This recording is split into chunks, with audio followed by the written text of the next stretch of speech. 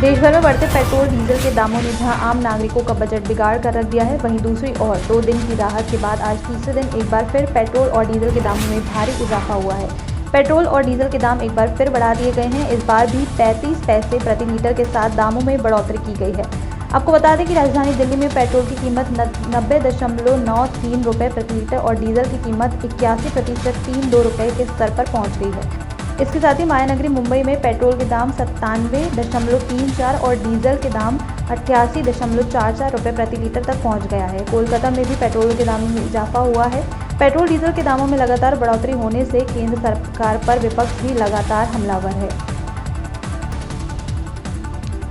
उत्तर प्रदेश की फूलपुर लोकसभा में 4 सांसद और रहे और वीवी सिंह सरकार में मंत्री रहे पूर्व केंद्रीय मंत्री रामपूजन पटेल का निधन हो गया है। रामपूजन का निधन 81 वर्ष की उम्र में हुआ। वो काफी समय से बीमार चल रहे थे। रामपूजन पटेल के निधन पर समाजवादी पार्टी ही नहीं अन्य दलों ने भी दुख जताया है। समाजवादी पार्टी अध्यक्ष अखिलेश यादव ने तेलियरगंज स्थित उनके आवास पर जाकर शोक प्रकट किया है। रामपूजन पटेल 1969 और 1970 में कांग्रेस के टिकट पर नवाबगंज से विधायक चुने गए थे और कांग्रेस की सरकार में आबकारी मंत्री रहे। सन 1981 में रामपूजन को पूर्व प्रधानमंत्री इंदिरा गांधी ने राज्यसभा का सदस्य मनोनीत किया। साल 1984 में रामपूजन यूपी की फूलपुर लोकसभा से सांसद निर्वाचित हुए। 1989 में भी लोकसभा पहुंचे। रामपूजन को 1990 में जनता दल के उत्तर प्रदेश का प्रदेश अध्यक्ष बनाया गया। 2012 से 2017 तक रामपूजन को केंद्रीय मंत्री का दर्जा दिया गया।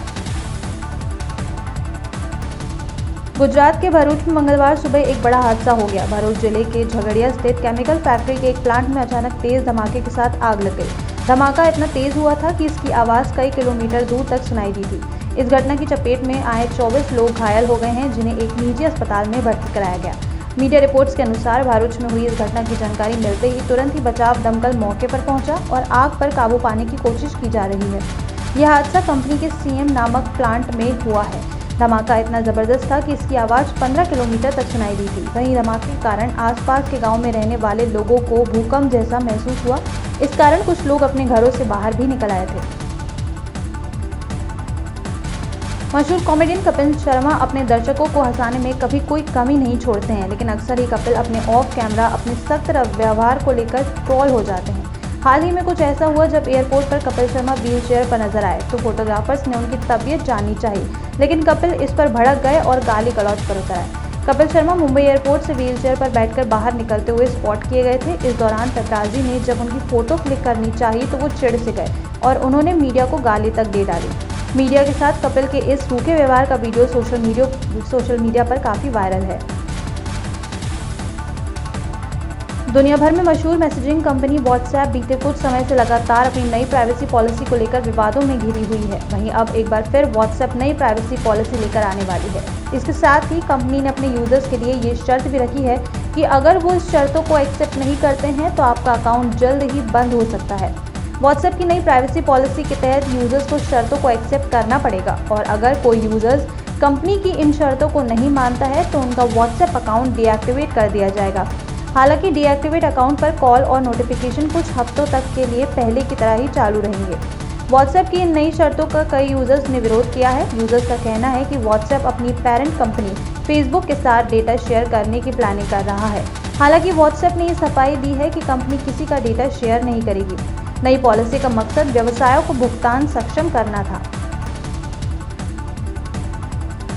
बंगाल में विधानसभा चुनाव से पहले राज्य की सियासत में कई बड़े उतार चढ़ाव देखने को मिल रहे हैं। मुख्यमंत्री ममता बनर्जी की पार्टी टीएमसी से अब तक दर्जनों भर विधायक पार्टी छोड़ने के बाद अब टीएमसी का दामन मशहूर क्रिकेटर मनोज तिवारी थामने वाले हैं। मनोज तिवारी हुगली में कल होने वाली मुख्यमंत्री ममता बनर्जी की रैली में शामिल हो सकते हैं।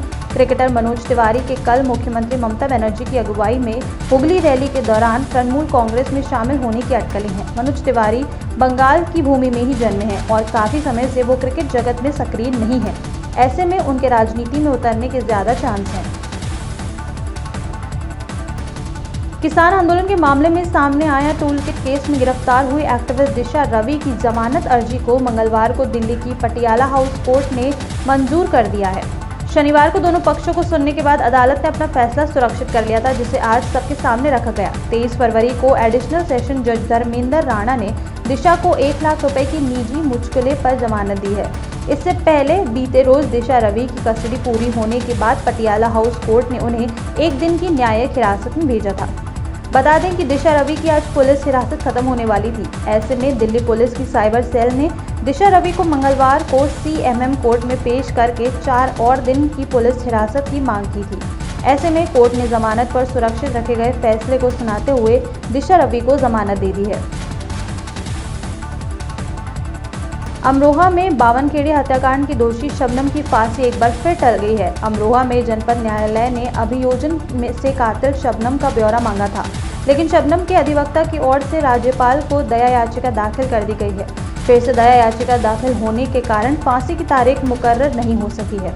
बता दें, शबनम को फांसी को लेकर मंगलवार को जिला जज की अदालत में सुनवाई हुई। पहले ही माना जा रहा था कि जिला जज की अदालत में शबनम की रिपोर्ट सौंपी जाएगी और अगर इस रिपोर्ट में कोई याचिका लंबित नहीं पाई गई तो शबनम की फांसी की तारीख तय की जा सकती है। लेकिन शबनम के वकील ने कुछ दिन पहले ही फिर से दया याचिका के लिए राज्यपाल से गुहार लगाते हुए जिला जेल रामपुर प्रशासन को प्रार्थना पत्र सौंपा था। आज सुनवाई में इसी का जिक्र आया, जिसके कारण फांसी की तारीख मुकर्रर नहीं हो सकी। महाराष्ट्र के गृह मंत्री अनिल देशमुख ने कहा है कि पतंजलि कोरोनिल दवा की बिक्री को महाराष्ट्र में विश्व स्वास्थ्य संगठन और IMA से उचित प्रमाणीकरण के बिना अनुमति नहीं दी जाएगी। देशमुख ने ट्वीट करते हुए ये बात कही है। राज्य के गृह मंत्री की प्रतिक्रिया ऐसे समय में आई है जब इंडियन मेडिकल एसोसिएशन ने कोरोनिल टैबलेट पर केंद्रीय स्वास्थ्य मंत्री हर्षवर्धन से स्पष्टीकरण की मांग की है। अनिल देशमुख ने अपने दूसरे ट्वीट में कहा है कि कोरोनिल के तथाकथित परीक्षण पर IMA ने सवाल उठाए हैं और WHO ने कोविड के उपचार के लिए पतंजलि आयुर्वेद को किसी भी प्रकार की स्वीकृति देने से इनकार किया है। ऐसे में जल्दीबाजी में किसी भी दवा को उपलब्ध करवाना और 2 वरिष्ठ केंद्रीय मंत्रियों द्वारा सराहना उचित नहीं है।